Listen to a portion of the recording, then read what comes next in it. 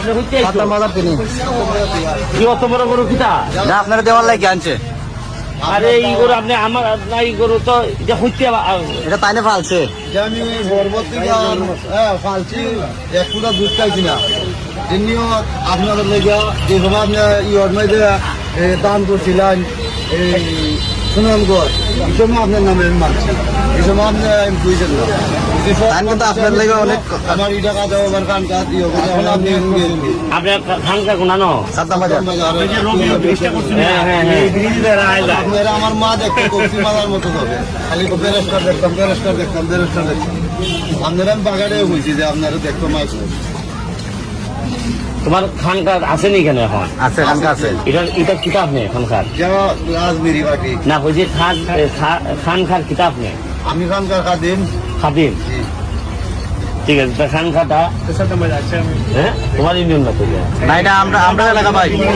আমার বন্ধু একটা এই বেটা অত বড় গরু আমাদের দিছে, অত বড় বলা আছে তানে নিজের গাছের বাগায় আনছি আপনার লাগে। বলা তানে নিজের গাছে তানে নিজের গাছে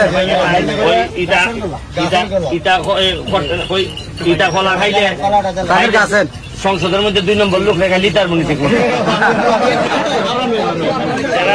যারা দুর্নীতি করে এরপরে বরাদ্দর কথা কয় না, কত টাকা বরাদ্দ পাইছে এরা কয় না, এরা তো 2-4 কথা কলাম বুঝা কলা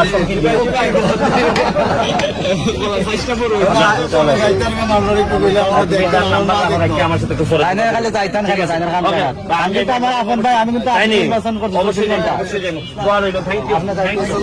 গরু গরু দিয়ে গেলাম আপনি দেখে রাখাই তো চাচা বেশ সময় ভাই তো আপনি গরুটা গ্রহণ করছেন, আপনি খুশি নি? খুশি, আমি অনেক খুশি, ইনশাআল্লাহ আমি অনেক খুশি, অনেক দিয়ে খুশি। আমি ভালো মন ছেড়ে দেওয়ার জন্য আনছি, দিতে পারছি যে আমরা।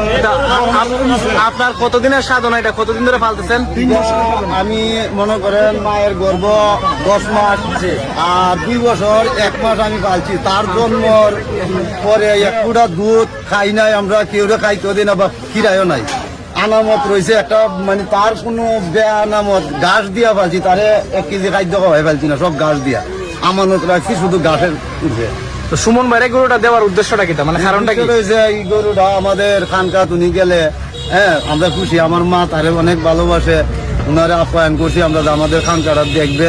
হ্যাঁ যদি উনি ভালোবাসে সত্যি আমরা আর কিছু লাগে না। ঠিক আছে, আপনার জন্য দোয়া রইল, ভালো থাকেন। আসসালামু আলাইকুম।